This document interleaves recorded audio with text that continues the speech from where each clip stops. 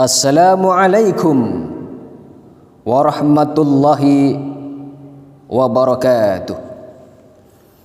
Bismillahilhamdulillah wasyukru ala ni'amillah wassalatu wassalamu ala rasulillah wa ala alihi wa sahbihi wa man walah.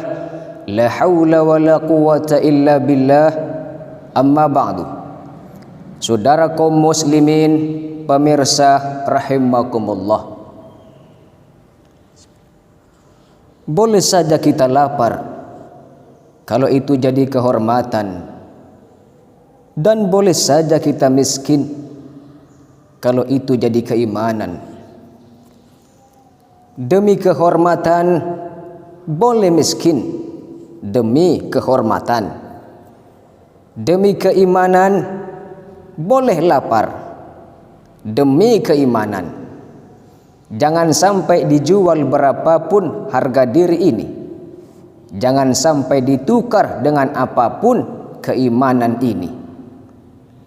Lebih baik jalan kaki tapi punya harga diri daripada bersedan tanpa kehormatan. Lebih baik gubuk tua tapi jadi hamba Tuhan daripada di gedung tanpa keimanan. Hanya dengan kehormatan diri jadi berharga. Hanya dengan keimanan hidup jadi bahagia. Demikian apa yang disampaikan oleh Bang Haji Roma Irama dalam sebuah syairnya yang dituangkan dalam sebuah lagu yang berjudul Harga Diri. Oleh karena itu, terkait dengan esensi lagu tersebut, maka pada jumpa dan kesempatan yang sangat berharga dan berbahagia ini, Al-Fakir ingin menyampaikan tentang pentingnya menjaga harga diri dan keimanan. Saudara kaum muslimin, pemirsa rahimakumullah, di dalam ajaran Islam ada 3 kata yang secara makna saling melengkapi dalam mewujudkan harga diri seseorang, yakni pertama izzah, artinya kemuliaan diri. Kedua, muru'ah, artinya menjaga kehormatan diri. Dan ketiga, iffah, artinya menahan diri. Ketiga kata tersebut saling berkaitan antara satu dengan lainnya. Izzah juga berarti keagungan, kehormatan, dan kekuatan. Jika kita sering mendengar kata Izzul Islam, itu bermakna betapa mulianya Islam bagi kehidupan manusia. Izzah harus ada dalam hati setiap muslim yang didapat dengan cara mendekatkan kepada Rabb-Nya. Sementara muru'ah menurut Syekh Imam Mawardi adalah menjaga tingkah laku hingga tetap berada pada keadaan yang paling utama, supaya tidak melahirkan keburukan secara sengaja dan tidak berhak mendapat cacian. Lebih lengkapnya, arti muru'ah adalah mengerjakan segenap akhlak baik dan menjauhi segenap akhlak buruk, menerapkan semua hal yang akan menghiasi dan memperindah kepribadian, serta meninggalkan semua yang akan mengotori dan menodainya. Sedangkan iffah menurut Ibnu Maskawai di dalam kitabnya Tahdzibul Akhlak, yaitu suatu kemampuan yang dimiliki manusia untuk menahan dorongan hawa nafsunya. Iffah merupakan keutamaan yang dimiliki manusia ketika ia mampu mengendalikan syahwat dengan akal sehatnya. Dari sifat iffah inilah lahir akhlak-akhlak mulia seperti sabar, qanaah, adil, jujur, dermawan, santun, dan perilaku terpuji lainnya. Sehingga dengan sifat iffah ini yang membuat manusia menjadi mulia dan mempunyai harga diri. Sekiranya manusia sudah tidak lagi memiliki sifat ini, maka ia tidak ubahnya seperti binatang, bahkan lebih rendah dari binatang. Saudara tahu bajing? Bajing itu makanannya barangkali cuma kelapa. Tapi kalau bajingan bukan cuma kelapa, sampai kabel telepon dia doyan kok. Karena itu ketika seseorang mampu memfungsikan iffahnya, berarti akal sehatnya bekerja dengan baik. Dengan demikian, orang yang memiliki harga diri adalah orang yang mampu menampilkan kemuliaan dirinya. Izzah namanya, menjaga kehormatannya, muru'ah namanya, dan menahan diri, iffah namanya. Dari apa? Dari dorongan hawa nafsunya, perbuatan maksiat, perilaku yang buruk, dan segala sesuatu yang diharamkan oleh syariat. Saudara kaum muslimin, pemirsa rahimakumullah, dalam pengamalannya iffah itu terbagi dua, yaitu pertama, menahan dan menjaga diri dari syahwat kemaluan, sebagaimana Allah jelaskan dalam firman-Nya Quran surah An-Nur ayat 33. Wal yasta'fifil ladzina la yajiduna nikahan hatta yughniyahumullahu min fadli. Dan orang-orang yang belum mampu untuk menikah hendaklah menjaga kesucian dirinya sampai Allah menjadikan mereka mampu dengan karunia-Nya. Yang kedua, menahan diri dari syahwat perut dengan cara meminta-minta.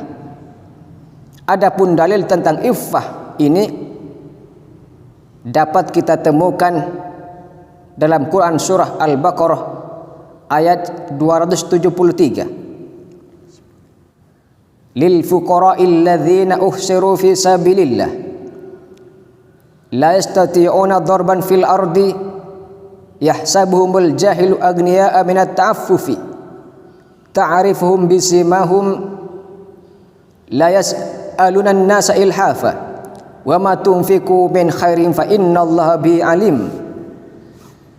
Berinfaklah kepada orang-orang fakir yang terikat oleh jihad di jalan Allah. Mereka tidak dapat berusaha di bumi. Orang yang tidak tahu menyangka mereka orang kaya karena memelihara diri dari meminta-minta. Kamu kenal mereka dengan melihat sifat-sifatnya. Mereka tidak meminta kepada orang secara mendesak, dan apa saja harta yang baik yang kamu nafkahkan di jalan Allah, maka sesungguhnya Allah Maha mengetahui. Saudara kaum muslimin, pemirsa rahimakumullah, iffah pada diri manusia merupakan sifat potensial yang harus dididik sedemikian rupa sehingga bisa menjadi benteng dalam menjaga kemuliaan eksistensi dirinya. Iffah tidak bisa diraih hanya dengan mempelajari teori. Iffah hanya bisa diraih dengan pendidikan jiwa, tarbiyatun nafs, melalui amal-amal soleh yang dikerjakan.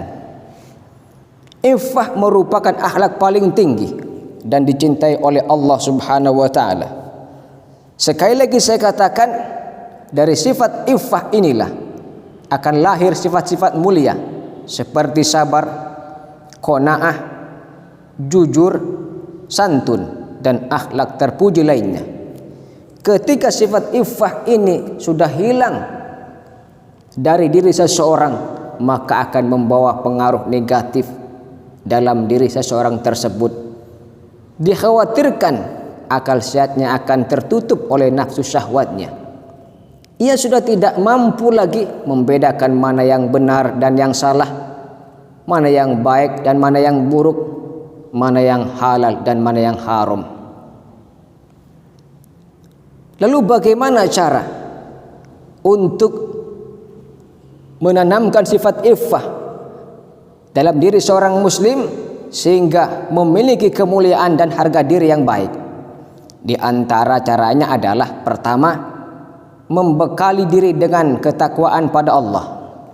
Ini merupakan asas paling fundamental dalam menanamkan iffah pada diri seseorang. Kenapa? Ketakwaan adalah perisai seseorang dari perbuatan-perbuatan tercela yang dilarang oleh ajaran Islam. Imam Ibnu Katsir dalam tafsirnya mengutip sebuah riwayat bahwa Umar radhiyallahu an pernah bertanya kepada sahabatnya Ubay bin Ka'ab tentang takwa. Lalu Ubay bin Ka'ab balik bertanya, apakah engkau pernah melalui jalan berduri? Umar menjawab, ya, saya pernah melaluinya. Kemudian Umar ditanya lagi, apa yang engkau lakukan? Umar menjawab, saya akan berjalan dengan sangat hati-hati sekali sehingga tidak terkena duri itu. Kemudian kata Ubay bin Ka'ab, itulah takwa. Seseorang yang membekali dirinya dengan takwa akan berhati-hati dalam setiap langkahnya sehingga dia aman dan terhindar dari duri syahwat dan ranjau-ranjau maksiat. Saudara kaum muslimin, pemirsa rahimakumullah.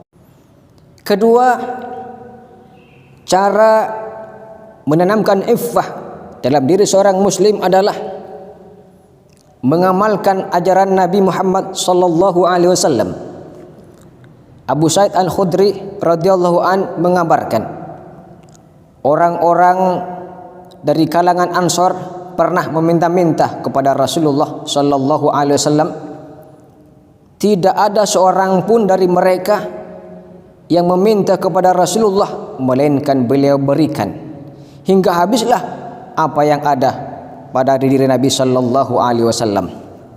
Kemudian Rasulullah bersabda kepada mereka, kebaikan berupa harta yang ada padaku tidak ada yang aku simpan dari kalian.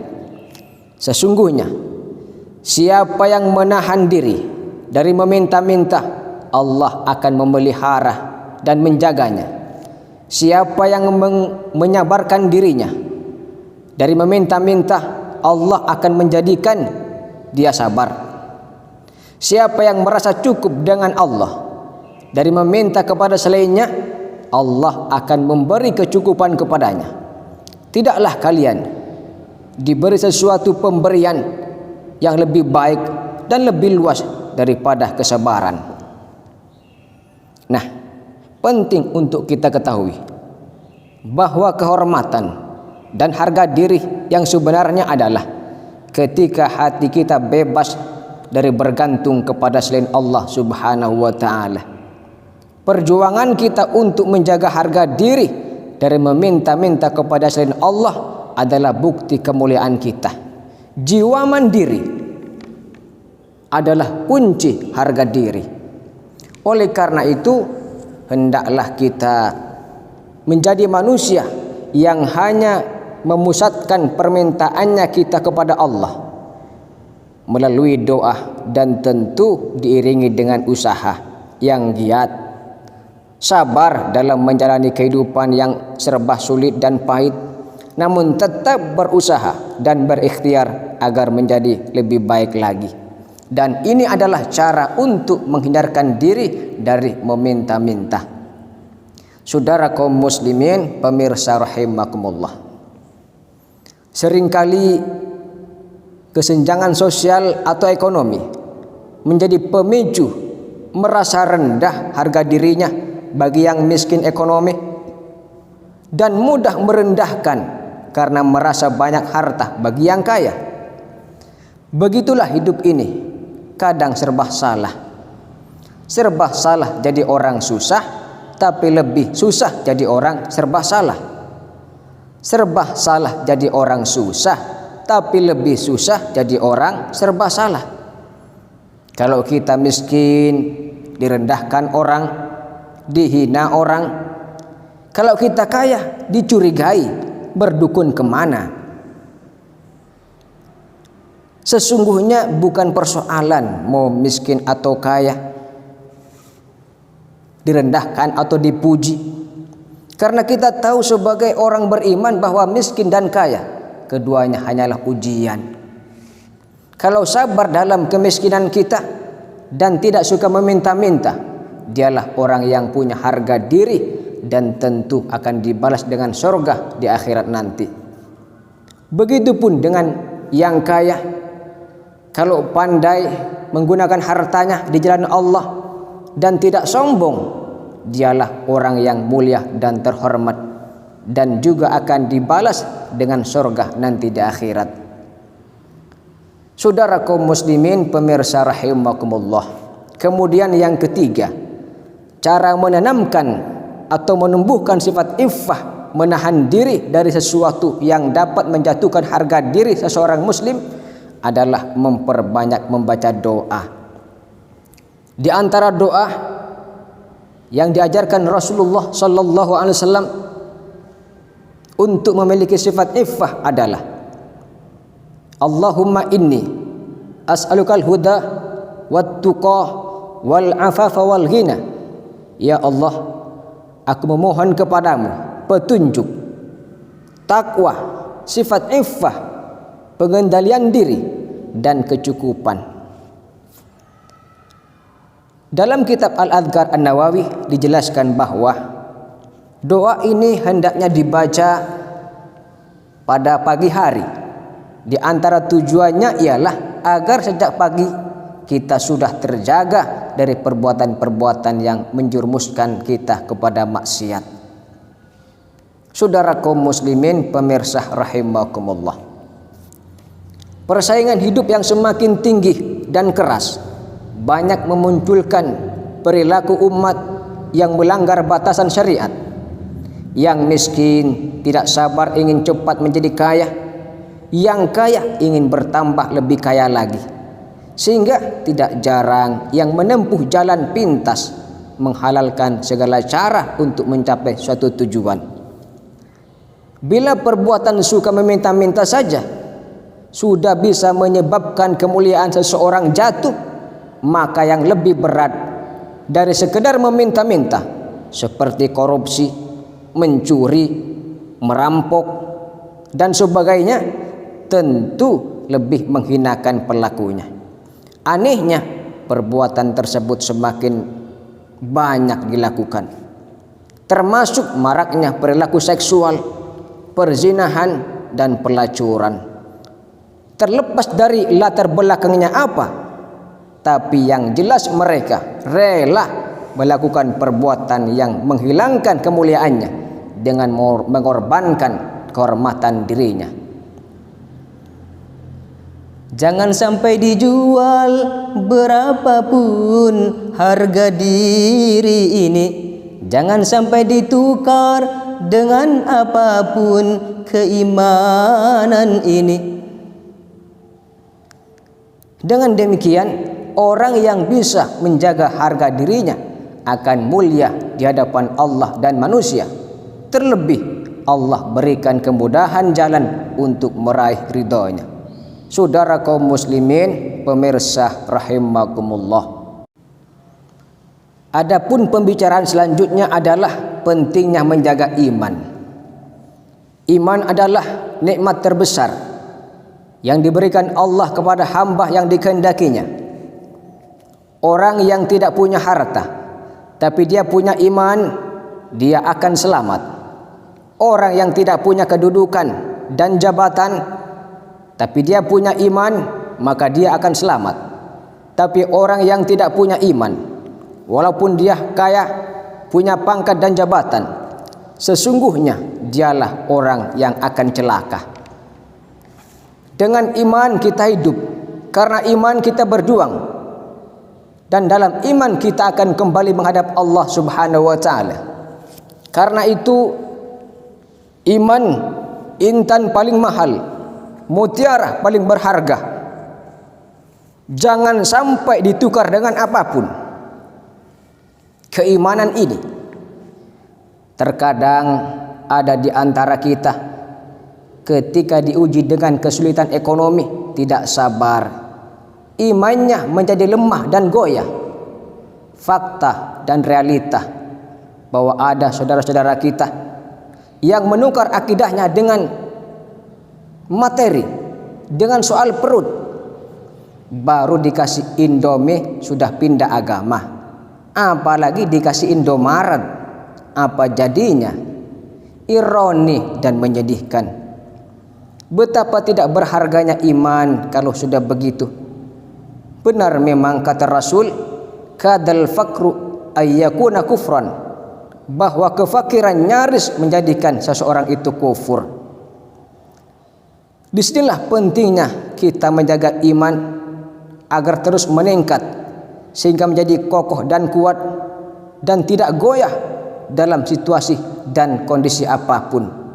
Sekali la ilaha illallah sampai nyawa di tenggorokan tetap la ilaha illallah. Meninggal dalam keadaan husnul khatimah, itulah yang kita harapkan semuanya. Oleh karena itu perlu untuk diketahui bahwa iman ini kondisinya bisa bertambah dan bisa berkurang. Al-imanu yazidu wa yankusu, yazidu bit ta'at wa yankusu bil ma'asi.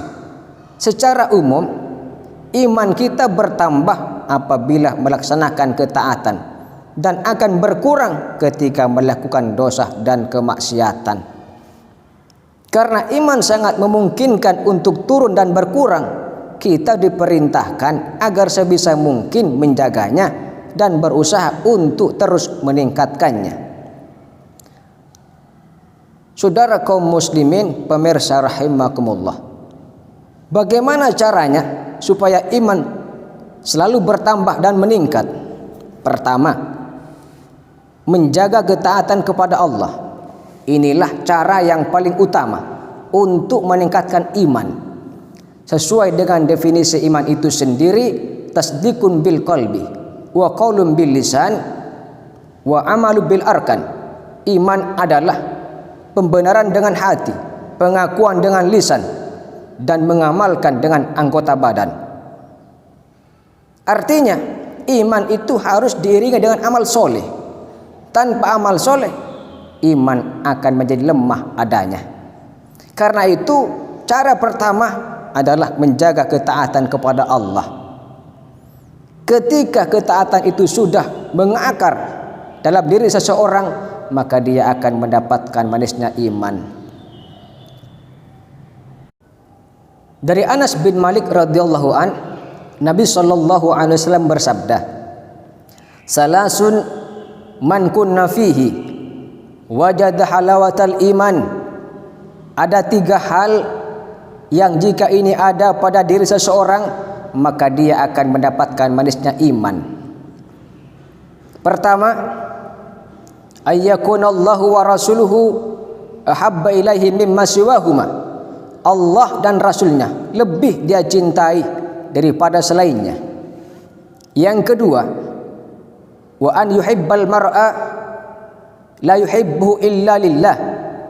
Tidaklah dia mencintai orang lain kecuali karena Allah. Dan yang ketiga, wa an yakraha an ya'uda fil kufri kama yakrahu an yuqdhafa fin nar. Dia membenci untuk kembali kepada kekufuran sebagaimana dia benci untuk dilemparkan ke neraka. Yang kedua, berdoa agar iman kita selalu ditambah oleh Allah Subhanahu wa taala. Sebab Allah zat yang mengendalikan hati semua manusia. Hidayah hanya ada di tangannya. Karena itu Nabi SAW menyarankan agar kita selalu berdoa kepadanya, agar Allah memperbaharui iman kita. Dalam hadis dari Abdullah bin Amr bin As radhiyallahu an, Nabi SAW bersabda, "Innal imana la yakhlaqu fi jawfi ahadikum kama yakhlaqu thawbu fas'alullaha an yujaddidal imana fi qulubikum." Sesungguhnya iman itu bisa memudar pada hati kalian sebagaimana kain bisa memudar.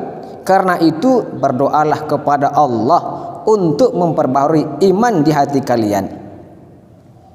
Jadi yang kedua, memperbanyak berdoa kepada Allah, meminta agar iman kita selalu diperbaharui. Yang ketiga, merenungi kandungan Al-Quran. Al-Quran merupakan hiburan orang mukmin. Mereka bisa mendapatkan ketenangan batin melalui Al-Quran, sehingga semakin mengkaji Al-Quran, iman mereka semakin bertambah. Allah Subhanahu wa taala berfirman dalam Quran surah Al-Anfal ayat 2, innamal mu'minuna alladzina idza dzukirallahu wajilat qulubuhum wa idza tuliyat 'alaihim ayatuh zadathum imana wa 'ala rabbihim yatawakkalun. Sesungguhnya orang-orang yang beriman ialah mereka yang bila disebut nama Allah gemetarlah hati mereka, dan apabila dibacakan ayat-ayatnya bertambahlah iman mereka karenanya, dan hanya kepada Tuhanlah mereka bertawakal. Saudara kaum muslimin pemirsa rahimakumullah, Imam Ibnu Qayyim rahimahullah menegaskan seseorang yang membaca satu ayat Al-Quran dan dia memahaminya, merenungkan maknanya, mentadabburinya, bertafakkur atas ayat ini, satu ayat saja, itu lebih baik baginya daripada khatam 30 juz Al-Quran tetapi tidak memahami apa-apa. Kemudian yang keempat, merenungi makhluk ciptaan Allah. Dengan banyak merenungi ciptaan Allah, iman kita akan bertambah. Kita renungi bagaimana langit ditinggikan tanpa tiang, bumi dihamparkan tidak goyang padahal bentuknya bulat. Kita renungi penciptaan gunung yang besar dan tinggi menjulang, lautan yang selalu bergelombang dan mengalami pasang surut. Kita renungi penciptaan hewan dan tumbuh-tumbuhan yang berjuta jenisnya.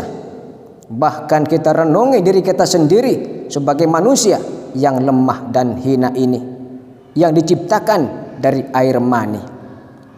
Dengan demikian kita akan menyadari dan akan semakin bertambah iman betapa maha kuasa dan hebatnya Allah Subhanahu wa taala. Tafakkaru fi khalqillah wa la tafakkaru fi dzatillah. Renungkanlah ciptaan Allah dan jangan kamu berfikir tentang zatnya Allah. Saudara kaum muslimin pemirsa rahimakumullah. Kemudian yang kelima, memperbanyak membaca kalimah tauhid, la ilaha illallah. Nabi sallallahu alaihi wasallam bersabda, "Jaddidu imanakum." Qila ya Rasulullah, wa kaifa nujaddidu imanana? Qala, "Aktsiru min qauli la ilaha illallah." Perbaharui iman kalian, kata Rasul. Ya Rasulullah, bagaimana cara kami memperbaharui iman kami? Tanya para sahabat. Beliau bersabda, perbanyaklah mengucapkan la ilaha illallah. Demikian 5 cara untuk menjaga iman kita agar tetap dan selalu meningkat. Semoga kita diberikan taufik oleh Allah untuk menjaga iman ini dan istiqomah di jalannya. Marilah kita berdoa, ya muqallibal qulub, tsabbit qulubana ala dinik. wahai zat yang membolak-balikkan hati, tetapkanlah hati kami di atas agamamu. Saudara kaum muslimin, pemirsa rahimakumullah, demikian saja yang dapat Al-Fakir sampaikan pada kesempatan kali ini. Mudah-mudahan ada manfaatnya buat kita semua. Apabila yang Al-Fakir sampaikan terdapat kekhilafan dan kesalahan, tentu datangnya dari pribadi Al-Fakir yang hina ini, maka campakkanlah. Dan apabila yang Al-Fakir sampaikan adalah benar, tentu semata-mata mutlak datangnya dari Allah Subhanahu wa taala. Mari kita amalkan. Terima kasih atas segala perhatian dan mohon maaf atas segala kekurangan. Akhirul kalam, billahi taufiq wal hidayah, wal afu minkum. Wassalamualaikum warahmatullahi wabarakatuh.